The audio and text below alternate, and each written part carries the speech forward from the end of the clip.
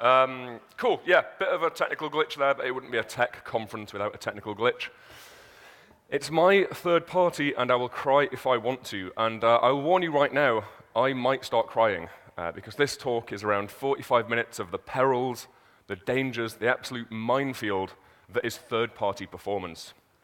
I'm willing to bet that you've all built at least one website before, and probably on that website you've used a series of third-party sort of utilities or services. We normally use third parties because we don't have the time, the money, the inclination, or the ability to do something ourselves. We don't want to build our own analytics package, right? We just don't have the time or desire to do that. It's faster and easier to get Typekit to host our fonts. But when we start to use these third parties and lean on that for convenience, we do relinquish a lot of control. So in this talk, I want to look at what kind of control we're giving away, how we can measure that control, and then how we can design around it so we're at least as secure and as safe and as stable as possible. Excuse me. My name's Harry. I'm a consultant performance engineer from the north of England. So like any good English person, I only speak English, so I'm afraid this talk is in English.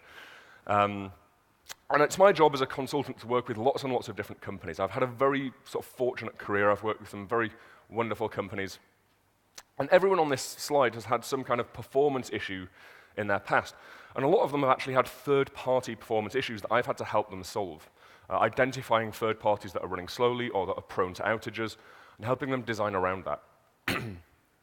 Now, when I started writing a talk about third-party performance, I was immediately reminded of a news story from 2008. So it's quite an old news story, but there were some quite striking parallels because this news story contains parties, uninvited guests, and financial repercussions.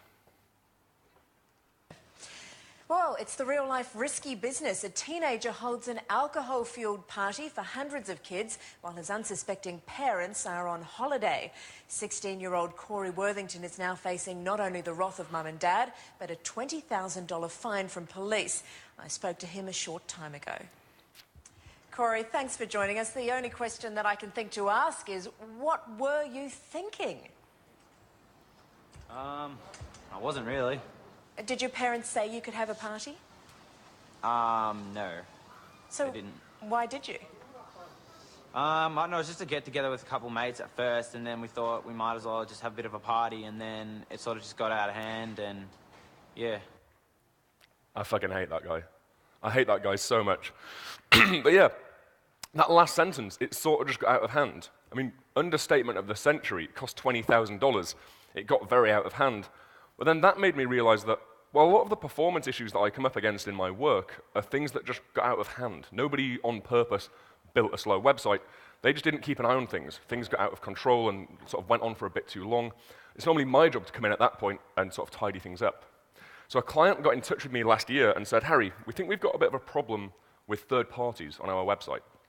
And I was like, look, I've seen it all before. Nothing scares me. Send it over. And I took a look, and unfortunately, this one did scare me. So the developer, or the development team, what they believed they were building day in, day out was this, right? The green bit we can see here is the web page. This is what they believe they were responsible for. But as soon as the site goes live, it looked very, very different. Get comfortable.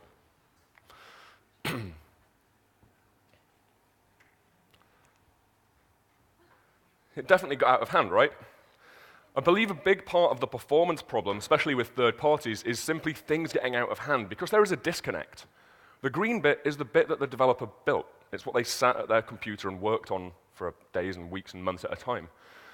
But as soon as that site goes live, it's a very different beast, because as soon as a site is in production, your analytics kicks in, your tracking kicks in, your retargeting, your A/B testing tools. All of that stuff kicks in on prod, doesn't kick in on your dev environment. So the site that you're building and the site a customer receives are often two very, very different things. And it's this lack of kind of governance of that process that leads to these problems.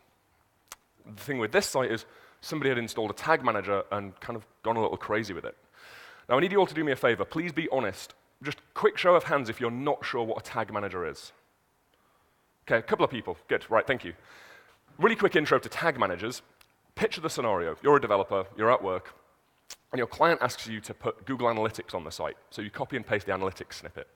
Then the next day they ask you to add something else, and the next day something else, and you're getting a little frustrated because you're kind of busy, right? And you can't keep breaking off to do these small changes.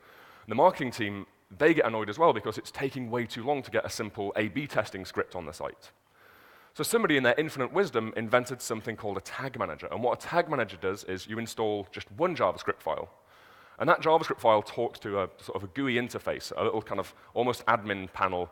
I think there's Google Tag Manager, Adobe Tag Manager. And in there, the marketing team can put whatever they want. They can paste the tracking code for Facebook. They can paste the retargeting code for whatever service they use. And it all goes straight to live. It's a little sort of almost a WYSIWYG CMS for writing JavaScript. It's production JavaScript. It's not production quality JavaScript, definitely not. But it goes straight to production. All this stuff just skips the dev process entirely. Tag managers are designed to do that. They're designed to give marketing teams access to a live environment without having to know a single line of code, without having to go through a single part of the development process. And this is usually how third-party problems start to get a bit crazy. In this talk, and it's a very big talk, we've got 4 main topics or focuses that I want to look at. Firstly, understanding the risks that third parties pose. Secondly, auditing those risks. How do we measure and identify that risk? How do we discuss these issues, these risks, these problems with both the third-party provider themselves and with our marketing team who are responsible for deploying and governing these things? And finally, mitigation. How do we design around this? If we're aware of the risks, how do we design a more sort of resilient website with those in mind? So to start with understanding, I will begin with the thing I know least about, which is security. I know very little about security. Probably shouldn't tell that to a room of developers. I'll probably get hacked while I'm up here. Security. Now, we're just inviting third parties onto our web page, right? We're basically inviting anyone. We have to kind of base it largely on trust. We have to trust that they won't do anything bad or wrong when they're on our site. So the first bit of advice is always pull from a secure origin. Don't pull anything from an insecure origin because you will start to get mixed content warnings, which in itself isn't a problem, but that could start to erode consumer trust. You're not going to put your credit card details into a site that says insecure, right? So that's a problem for sort of e-commerce type businesses. If files are coming from insecure origins, you leave yourself prone or open to man-in-the-middle attacks. Somebody could compromise that third-party asset and maybe add some horrible tracking script inside of it, or maybe add some crypto mining inside of it. Or the third party just could be a bad actor. There is every possibility that the third party isn't as nice or as good and honest as they were saying they were. I've got some examples of this. There are certainly third parties out there who claim to be one thing but are doing something completely different. I flew to Iceland for an event a couple of years ago, and this was, I looked really creepy just staring at you over DevTools. I was flying to Iceland a couple of years ago, and I'm a bit of a sucker. I always get the in-flight Wi-Fi. I can't believe we can even fly. The fact we can get Wi-Fi up there now just amazes me. So I always buy the in-flight Wi-Fi. You can see they're man-in-the-middling my site, because this was during a period of transition. My site, you could access it via either a secure or an insecure connection. And if you hit my site via an insecure connection, Icelandair were man-in-the-middling me. They were advertising to me. But more concerningly for me is they were downgrading me to an H1.0 connection. I don't know if you can quite see in the third column there, H1.0. They're downgrading me, their proxy servers, to a 1.0 connection. YouTube were busted serving ads with crypto mining script in there, right? This is pretty sleazy. That's not too good. YouTube was recently caught displaying ads that covertly leech off visitors' CPUs and electricity in order to generate digital currency on behalf of anonymous attackers. So when you were watching a YouTube video, you not only were your fans whizzing for the sort of playing the video, turns out your machine was mining crypto for someone. So at a minimum, pull everything from secure origins, right? At a minimum, make sure every third party you use has a secure endpoint. Don't use a third party that cannot provide that. Sorry, I think the batteries are going in this thing. If we do manage to pull everything from a secure origin, use TLS everywhere, we do happen to get secondary performance benefits as well. We can't use H2 Service Worker or Brotli unless we are running a secure connection. So if we are running over TLS, HTTPS, we now get access to new web platform features that are fast by default. The secondary risk, as well as security, is delays. It doesn't take me to tell a room full of web developers that when it comes to performance, time is money. Slow sites lose money. Fast sites make more money. So delays can be quite expensive. And when I talk about delays, we could be looking at things on the network. Perhaps there is a slow link between a first and a third-party origin. We could be looking at things like third-party infrastructure running slowly. What happens if Typekit gets DDoSed, right? What happens if your CDN starts running slowly? And finally, we've got the worry of third-party runtime. What if the JavaScript file that you're linking to is really badly optimized? What if the images from your ad provider aren't optimized very well at all? What if there is a cost to the user on the device? These are things we need to be aware of. A friend of mine, well, a client turned friend, a guy called Ryan. This is a bit meta. I'm quoting my friend Ryan, quoting somebody else. There was a third-party provider that his site uses, and they spend quite a lot of money with this third-party provider, and they were running slowly. So my friend Ryan called them and said, hey, you're running slowly, and I'm worrying that it's affecting my business. A third-party provider naively responded with, there is zero performance overhead to using our synchronous script. Our typical response time is around 200 milliseconds. Well, which one is it? Zero overhead or 200 milliseconds? It can't be both, right? So immediately, you can't be both. But 200 milliseconds is eons. It's such a long time when you talk about web performance. I worked with a company last year called Trainline. That's the most, one single piece of glitter just fell from the roof there. I feel like it's a really sorry fanfare. Trainline, client of mine, reduced latency by 0.3 seconds and found that customers spent an extra £8.1 million a year for the sake of 0.3 seconds. So accordingly, 200 milliseconds is £5.4 million in potential lost revenues. Mobify found that for every 100 millisecond decrease in load speed, they saw a 1.11% lift in conversions. This equates, so 200 milliseconds, equates to $750,000 a year. So it's not quite 8.1 million, but $750,000. That's going to throw quite a good Christmas party, right? You wouldn't turn that down. But this one's eye-watering. Walmart found that for every 100 millisecond improvement they could make, they saw up to a 1% increase in revenue. Now, I did some really quick back-of-a-napkin maths, and I worked out that based on Walmart's e-commerce-only revenues, so just e-com revenue for 2017, 100 milliseconds, 1%, 200 milliseconds, 2% increase in revenue would lead to $230 million extra a year for the sake of 200 milliseconds. So that 200 millisecond third-party slowdown does not seem so innocent anymore.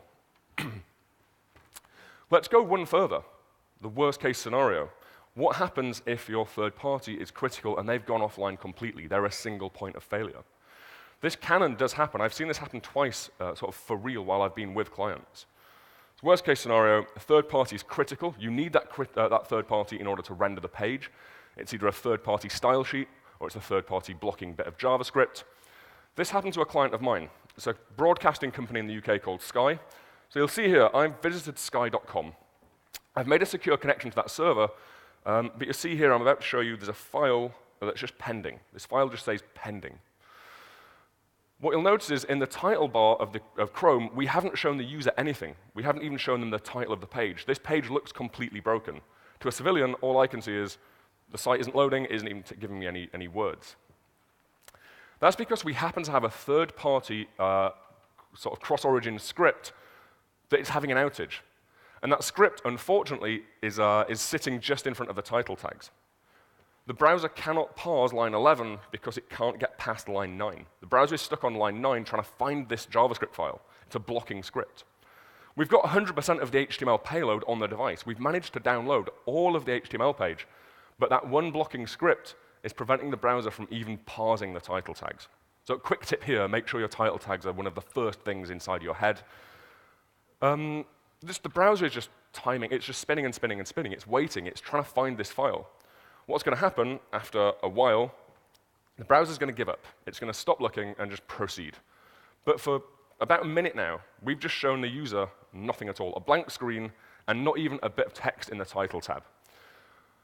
After 1.3 minutes, like 80 seconds, Chrome just times out. It thinks, do you know what? I'm going to quit. I'm not going to bother. I'll move ahead. I'll just render the page without this script. This 1.3 minutes is tied to your operating system. So on Windows, it's only 20 seconds, but on a Unix machine, it's a TCP timeout that is defined by the device.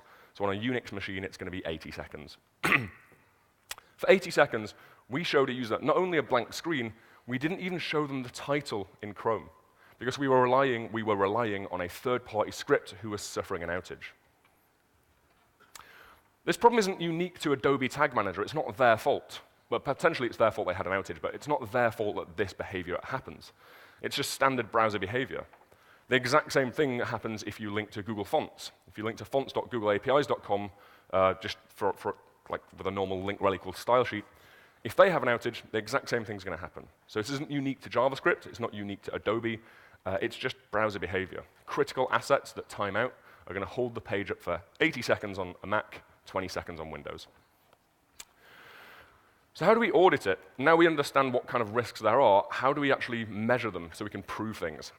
I'll go through some really high-level things that I do as part of my workflow to identify and sort of measure the risk and the impact of third parties. The first thing I do is a very, very light touch, broad kind of overview. So this kind of thing next isn't very forensic or scientific. It just gives me a rough idea of how bad the situation might be.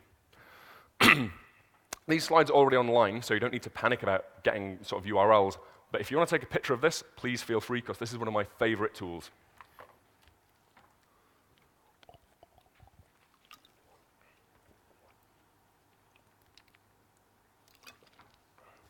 So we'll come back to this, so don't worry, but I love using this tool for third-party performance. We'll come back to it in a second. So my specific workflow looks a little unique. I use this tool, but first I need to populate it with some data. So I go and run a web page test. If you haven't heard of or used web page test before, I strongly suggest you go and look at it because it's amazing. Anybody on my workshop yesterday is a web page test expert now.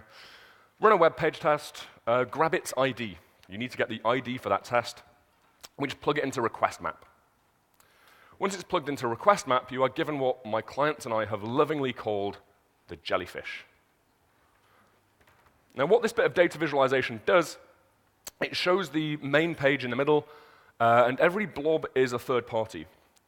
The size of the blob represents how many kilobytes came from that third party. The distance between the blobs represents the average time to first byte, so the latency between those third parties. And the thickness of each line represents how many requests came from that third-party origin. This is CNN's homepage, and it's pretty bad. Interestingly, everybody always uses CNN as an example in performance talks, so you would expect CNN to have a really fast website, but they don't. They're not listening. So this is great for marketing teams. This is really good data viz. This is really good, nice stuff for just proving a point. But we're developers. We're engineers. We want data. That's handy because in the bottom right-hand corner, we can download the CSV, which gives us basically a spreadsheet of all these key bits of information, the name of the provider, and the statistics about that service. Please, I'm going to ask you not to laugh at me. I don't really write much awk. I don't think anybody writes much awk, but I managed to put together this one-liner. If you copy and paste this out of the slides, what this will do is it'll take the CSV you just downloaded, and it'll pull out every single unique third-party domain in that spreadsheet, and just give you a nice list of every third-party domain. Of course, what we're going to do now is go back to web page test, and they've got this amazing blocking feature. We'll run the exact same test again, but this time we'll paste all of those domains into this block box. What this will do is it'll run the exact same test, but it will not load any content from any of these third-party domains. Basically, what we're going to get now is a before and after, the site with all the third parties and the site without all the third parties. It'll block all of them that we ask it to. What we'll see is then the load time before and after is quite vastly different. This means that if we've got any important events that are tied to the load event, perhaps we've got a lazy loader that waits for the load event to fire and then starts loading images, we're pushing that back by over 2 times. However, sort of a little more optimistically, we will see start, render, and speed index are largely unaffected. So our third parties aren't really affecting our ability to render quickly. That tells me that they're at least sort of somewhat responsible with them. However, a little more interestingly is number of requests. When we removed all the third parties, we reduced the number of requests by 4.2 times.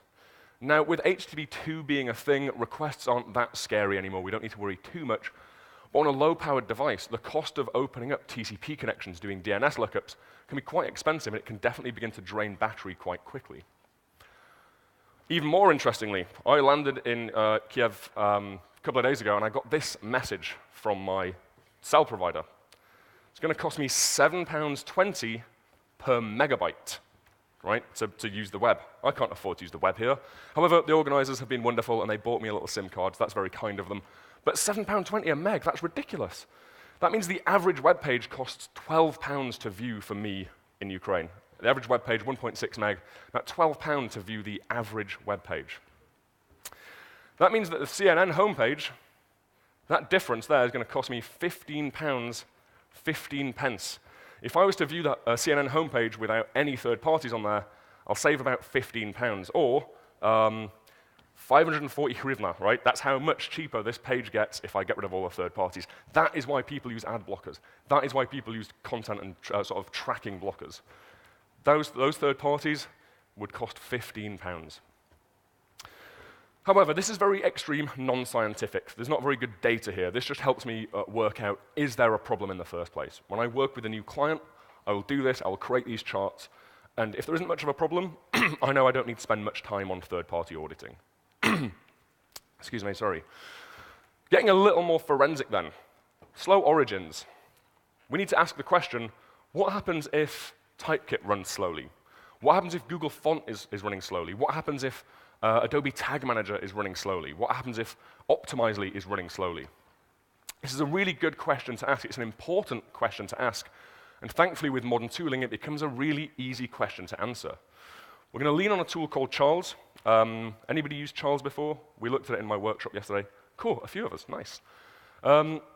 Charles is free in the same way that Sublime Text is free, if you know what I mean.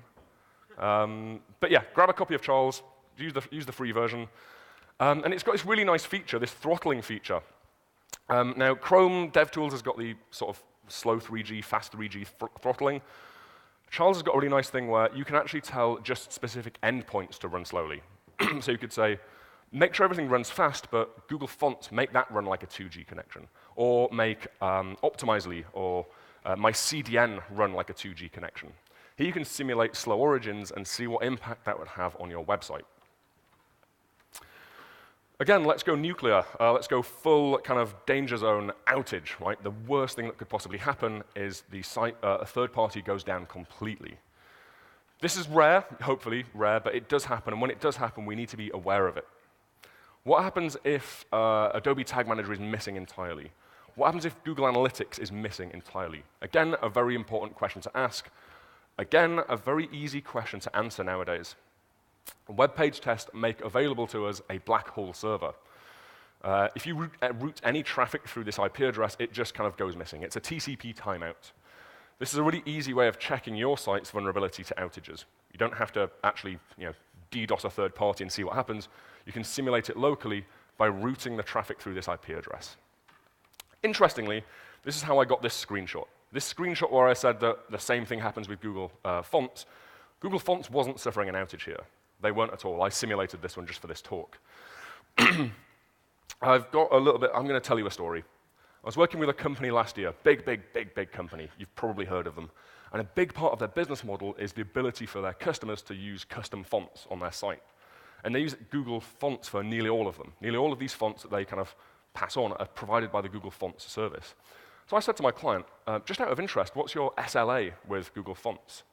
And my client was like, what's an SLA? So, shit, that's kind of concerning. So an SLA is a service level agreement, which tells one company that, hey, if we go down, we will give you this much money in compensation, right? Or we won't go down, we'll be up for 99.9% of the time. Google Fonts don't provide an SLA. It's a free service. They don't owe you anything. If they go offline and this happens, they don't apologize, they don't do anything, because it's a free service. This meant that tens, hundreds, potentially millions of sites that my client was servicing, if Google Fonts went down, all of those sites would be affected. So I did a bit of digging, and yeah, Google Fonts don't provide a service level agreement. They don't publicize status information. There isn't a status.googlefonts.com that you can go to, nor do they publicize historical uptime information. So they don't tell you we've historically got 97.3% uptime. I actually reached out to somebody at Google Fonts to ask them about this, and interestingly, he said, we don't publicize any of it because it's a free service and we don't want to be beholden to that. But since we launched the service in 2011, we've never had a single millisecond of downtime. So statistically, 100% uptime, Google Fonts is a very, very safe service to use. Missing files. This is an interesting one. What happens if a file goes missing entirely? This isn't as rare as you might think. What happens if a file just disappears? A friend of mine, a guy called Jake Archibald, said something a few years ago that I still completely agree with. All of your users are non-JS users while they are downloading your JavaScript. There is a part of every page load lifecycle where that user is a non-JS user. Because to be a JS user, they have to successfully receive your app.js or whatever it is, parse it, execute it, apply it. That all has to work before they become what you would consider a JS user. So I've got quite a controversial opinion. It's not that controversial anymore, I guess, but I don't believe we should optimize for users who've got JavaScript disabled. If somebody's turned JavaScript off, they did it on purpose. They knew what they were doing. The whole of the internet will not work for them. There's no point us trying really hard to make our site work for them. That's not to say I don't think JavaScript is mandatory. What I mean by this is, think of it this way. If you look at your Google Analytics, you've probably got more IE6 users than non-JS users. And you probably don't support IE6. So statistically, it doesn't make sense to support a non-JS user. However, what I do think we should do is consider the occasion, how well does our JavaScript fail? What happens when things go wrong? How gracefully can we recover from a JavaScript error? What happens if app.js doesn't make it to the device?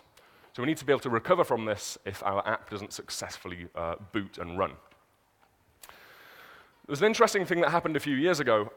Mobile cell network carriers do this thing to you. They will proxy whatever you're browsing through their own servers in order to, well, they claim, I hope it is just to optimize things. What they'll do is they will look at an image that goes through their servers and think, oh, Christian's trying to look at this image and it hasn't been optimized. We will sort of optimize this image for him and pass it on. They would look at CSS files that haven't been gzip them for you and pass them on. So they proxy all of your content. The T-Mobile minifier was a bit overzealous a couple of years ago. They opened up jQuery and thought, oh, there's a huge comment in the middle of this JavaScript file. I'll delete the comment, minify the file, and pass it on. So they found a /star, started deleting, and waited until I found the closing comment to stop deleting the comment. The problem was, it wasn't a comment at all, it was a regular expression. So they started deleting about the third of the way through jQuery, and kept on deleting until they found the closing comment, which they never found. It was just basically, it wasn't really parsing the JavaScript, it was just reading it as a string and doing like, oh, okay, here's a /star, keep deleting. So they got jQuery about a third of the size, which is obviously going to be nice and fast, but they passed it on to users thinking, oh, that was really kind of us, we made that website faster for our customers. It broke a lot of the internet for several days until they worked out what was going on. As a little bit of an aside, if we use TLS everywhere, if we use HTTPS, which we should be doing, this can't happen to us. We can't be man in the middle like this if we use secure connections. That's another reason to go HTTPS everywhere. If you're interested in what would happen to your app if a file fails to load, again, modern tooling makes it quite trivial. In DevTools, locate the file you're interested in. Right-click, block request URL, and now Chrome will refuse to request that file on a subsequent reload. So I've got a client of mine, they built a fully client-rendered React application, and I wanted to know what happened if app.js failed to load. Would they give the user a nice message saying, hey, something's gone wrong, please refresh? No, they just gave an infinite loading spinner. We can defensively program around this stuff. If app has failed to boot, say something, do something about it. Don't show an infinite loading spinner. Runtime cost. So what happens if everything's gone fine? We've managed to get the file. There isn't a slowdown on the network. There isn't an outage, right? The file made it. In fact, do you know what? I'm going to indulge myself. I want to tell you a different story. I'm going to go back one. I've just remembered a story. This happened to me in November. I was working with a client in England. They'd built a fully client-rendered Angular application. And we did some stuff just purely setting some caching headers. We didn't actually change any application logic at all. We were just deploying new caching rules for the static assets. So we rolled a release, and about an hour later, the head of marketing storms in, and he's panicking, like, the site's broken, the site isn't working. And so we were like, well, we've not had any reports. But he said, look at Twitter, the site's not working. So we checked Twitter, and sure enough, lots of people were saying, this site is not working anymore. This video streaming service that I watch all the time is now just completely broken on my phone. We managed to work out what had happened. The bug was only present in a very specific version of iOS 11 point something. So it was only affecting a small section of our customer base, but still, the site was completely broken. It was just showing an infinite white page, nothing at all, just a white page. What had happened is when we deployed, somebody hadn't version locked all of our dependencies, or their dependencies. A small third-party JavaScript dependency in their npm package.json got just got bumped to the next version. There was a bug inside of that package where date was being returned as a string rather than an object, and a particular version of iOS Safari, that was a fatal error. The application failed completely, just did nothing. So we managed to roll back, fix that, and sort that out. But again, third parties aren't always analytics or fonts. It's people in your package.json, right? It's people like that. And we didn't defensively program around what happens if the app fails to boot. Right, okay, runtime cost. What happens if the file arrives just fine, but it's really badly optimized? We can measure that quite easily as well. To do this, you want to run a performance profile in DevTools. So in DevTools, go to the performance panel and just hit refresh. In that view, you will have a summary panel, and you've got an option to group things. So you've got this bottom-up summary, group by domain. You can find your way to this quite easily. So just follow these 4 simple steps, and you get a view that looks like this. Group by domain tells me which domain is the most expensive.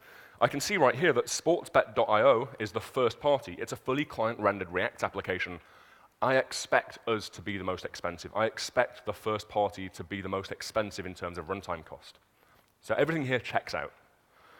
However, if I was to swap group by URL to group by domain to group by URL, see that, oh my goodness, Google Tag Manager is more expensive than all of React 16 point whatever. That's terrifying.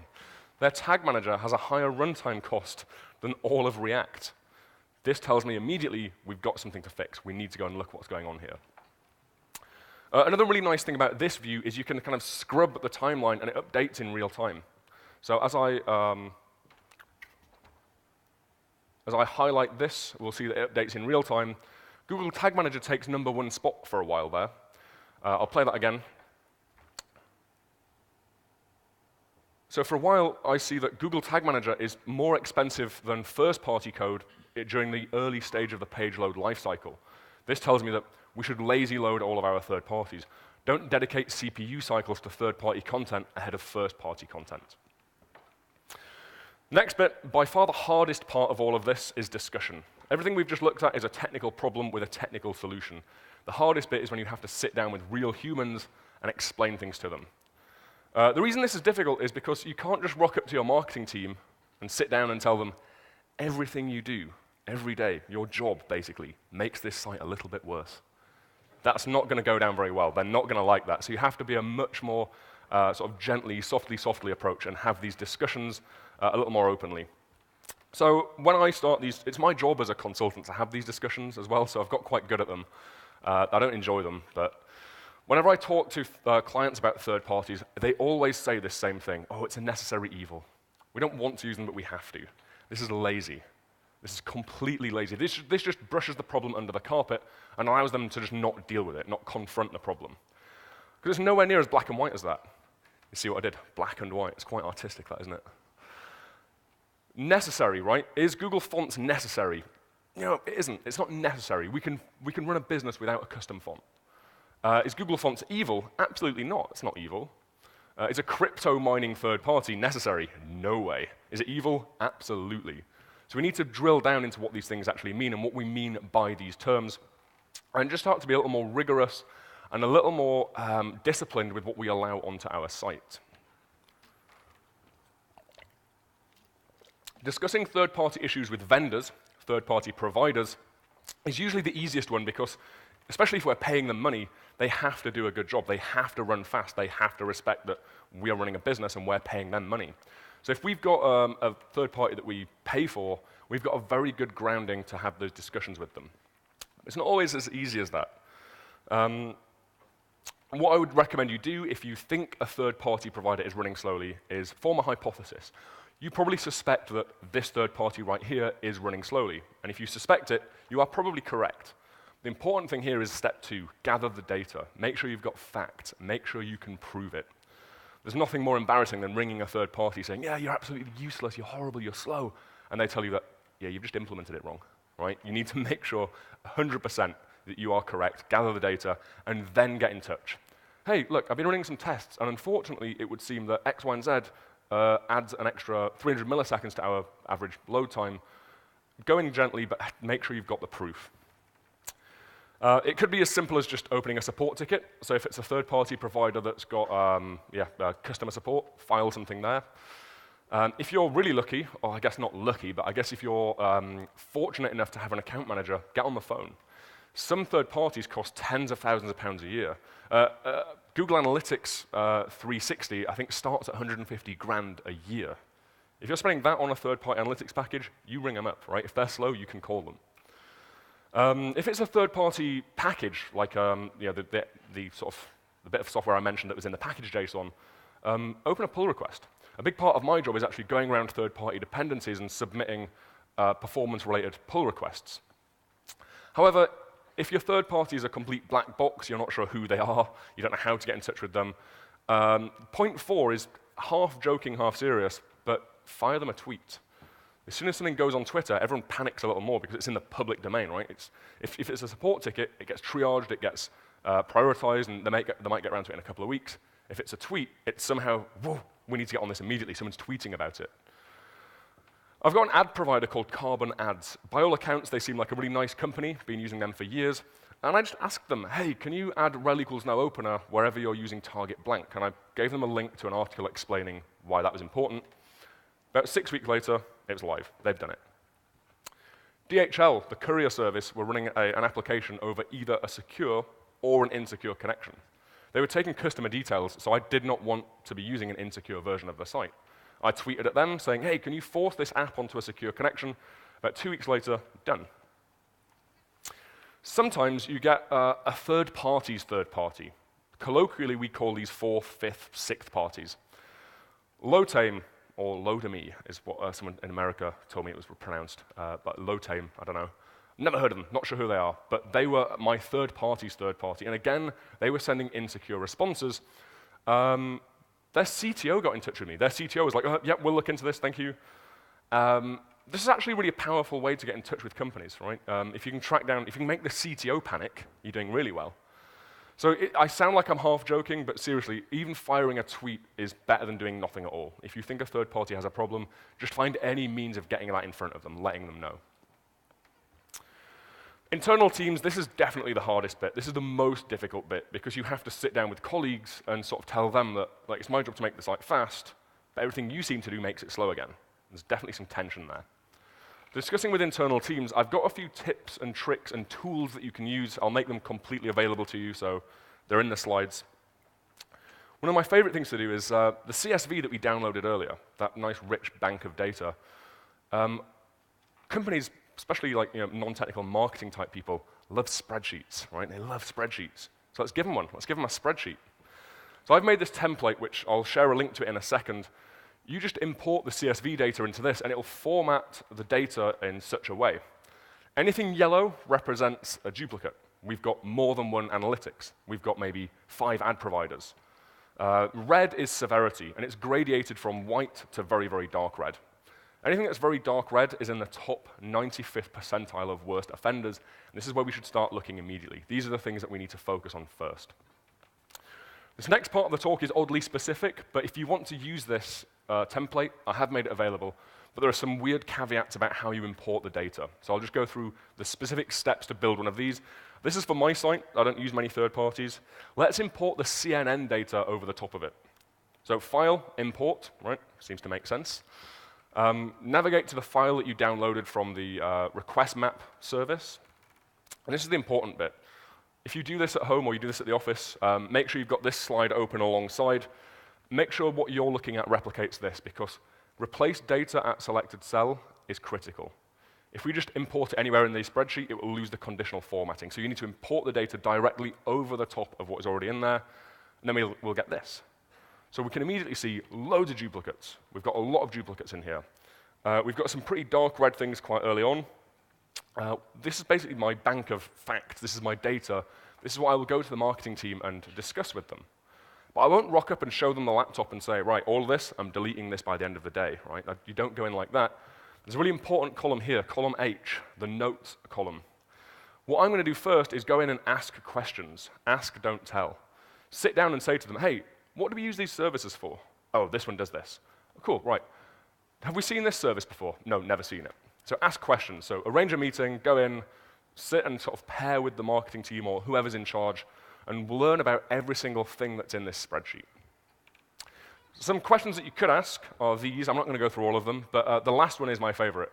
Are there any services in here that we don't recognize? The answer is almost always yes. I've never seen this before. You get some real horror stories. Oh yeah, we stopped using this 2 years ago. Why is it still on there? Or my favorite one, a client was using a third party, and I was doing some auditing, and in their Slack channel I just said, hey, can someone tell me about this third party? And someone replied, oh, we cannot get rid of that one. That's the one we spend a lot of money on this, we can't get rid of that. I was like, okay, we sure we can't get rid of it? Like, no, 100%, like the boss would not be happy. So I was like, well, I hate to tell you this, but it's never worked. You've been paying for this third party, it's literally never worked. What had happened, when they copied and pasted the embed code from Outlook, Outlook had converted their straight programmer quotes into nice curly quotes like you see on this screen here.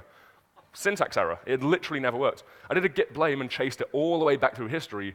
This snippet had literally never worked. It couldn't, it was just invalid syntax. They'd been paying for this service.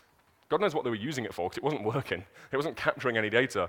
I think it was just a case of somebody had got the funding for this thing, saw that it wasn't working, but were too scared to mention it, and just left it for years. Saved the company hundreds and hundreds of dollars a month, because this thing had just never worked. If you want to use this spreadsheet, it's right there. If you want to take a picture of that, be very quick, because I need to hurry up. I have only a few minutes left to do the rest of the talk, but that spreadsheet is there. Businesses, like marketing teams, non-technical stakeholders, they love spreadsheets. If you can get this into a PowerPoint, then you're really winning, right? So if you can get this into a PowerPoint, they'll love you. So, right, last bit, mitigate. We understand the risks, we can measure the risk, we can discuss the risks. Wouldn't it be nice if we could just design around them? Wouldn't it be nice if we could avoid the risk altogether? The last section of the talk is going to look at mitigation. First one is self-host. Anything you can self-host, you should do. Don't link off to Bootstrap on the max CDN domain. Don't link to code.jquery.com. Any static assets from a third party, do not leave them on third-party origins. There is no benefit to it whatsoever, only downsides. Even if it's a third-party asset that you host on a first-party origin, that counts. Self-host it. You control your own infrastructure. Every new domain you go to has a cost for network negotiation, DNS, TCP, TLS. Don't incur that cost.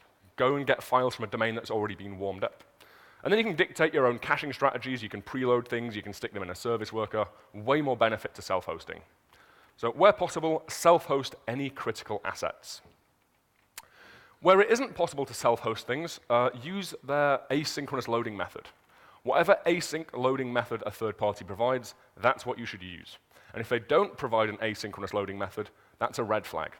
This third party hasn't considered what will happen if we fail, what will happen if we go offline. So any third party that doesn't provide an async loading method should be not necessarily avoided, but you should be very suspicious of them. Turns out for the Adobe Tag Manager problem, just sticking an async attribute in there is all that needed to still function correctly, but unblock the page in the event of an outage. Resource hints. So we talked about, very briefly, just then we talked about the cost of going to a new domain, DNS, TCP, TLS. Let's pay that cost up front. So every trip to a new domain incurs this network negotiation, this opening of new connections. Look at your site. Identify third parties. Maybe you've got a font provider, social media stuff, maybe an ad provider. You might have some analytics. You'll have these common third-party domains that your site constantly links to. We can pre-connect those. We can open up the connections to those domains ahead of time. Let's take the cost of a DNS query, TCP handshake, TLS negotiation, and let's pay it up front. Let's pay it earlier than we need to in order to get faster. This is my site here before I implemented resource hints, before I implemented pre-connect. And you can see that opening these connections happens at the most inopportune time. It happens sort of the last possible moment. It's the worst part of the page load lifecycle is to do this immediately when the file is needed. Simply adding a few lines of HTML, you can divorce that cost entirely. Let's open the connection before we even need the file. This saved, and you can see here, hundreds of milliseconds of sort of latency overhead. Tip here, though, is only warm up frequent, significant, and known origins. Don't warm up your third parties, for example. Don't warm up domains that you might only use on one page on the entire site. Be quite diligent and look at domains that you constantly go to. Google Fonts, Google Tag Manager, Typekit, those kind of things that you use frequently and are quite important to the page. Right, CSP, Content Security Policy. Who's used CSP before? No, not quite enough people. There's your homework. CSP is really good. CSP dictates who can send what kind of files. You can basically it's blacklist by default, and then you start to whitelist third parties. So what I'm saying here is only myself, the default source is me. I can do whatever I want. Image source, I can only accept images from imagix.com. I will only accept scripts from googleanalytics.com. What this means is that if imagix all of a sudden starts trying to send me JavaScript, the browser will reject it. It means that I can sort of whitelist who can send me what kinds of file. Support for CSP1 is pretty good, so I would recommend looking at implementing this. It's mainly for security, obviously, content security policy, but it does allow you to dictate who can send you what kind of stuff. Now, where CSP only dictates what people can send you, feature policy afterwards it defines what they can do once they've arrived. This section of the talk may be a little out of date. I know my buddy Andrew is doing a talk about feature policy, not at this event, but in general, I think it's come on quite a long way. So I'll need to update these slides at some point. But feature policy dictates what that third party can do once they've arrived. This should be the default on every single page, on every single website ever. No one's allowed to autoplay anything. Only I can use geolocation. No one's allowed to use the camera. No one's allowed to use the microphone. It means that no one's allowed to spy on you, right? So feature policy says that I will accept adverts from Google Ads, but those ads are never allowed to use my microphone. If a third party changes their mind and starts being a bit sleazy or trying to do something they shouldn't, feature policy tells the browser, don't let anyone except me or whoever use the microphone, use geolocation, etc. Feature policy is definitely in its infancy, so we can't really use it much yet, but it's definitely a spec that is worth keeping an eye on. Sub-resource integrity, who's used SRI before? Yeah, only 2 of us, good man. SRI is pretty handy. It basically allows you to check that the file that has been sent is the file that you expected.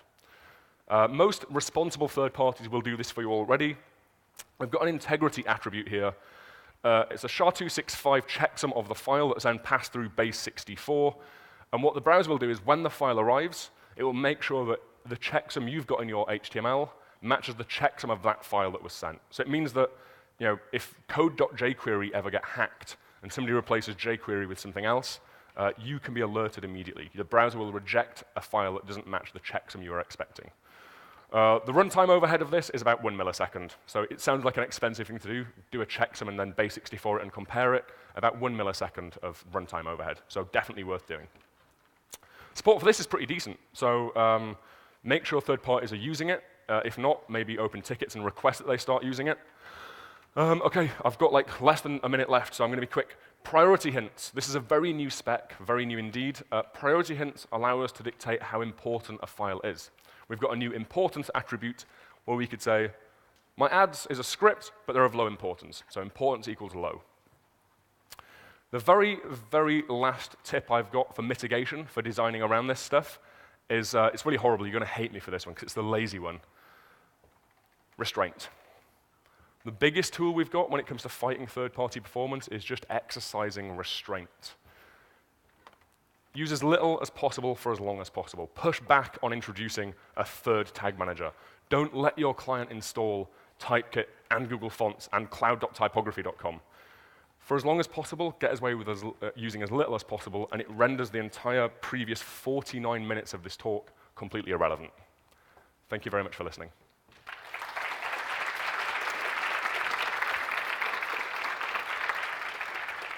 The slides are online already at speakerdeck.com/CSSwizardry, so you can grab the slides already. I'm around. I think I'm doing like an experts corner thing in a couple of hours. So if anyone's got any questions, I presume that's where I'm going to be answering them. Does that sound right? Perfect. Thank you very much.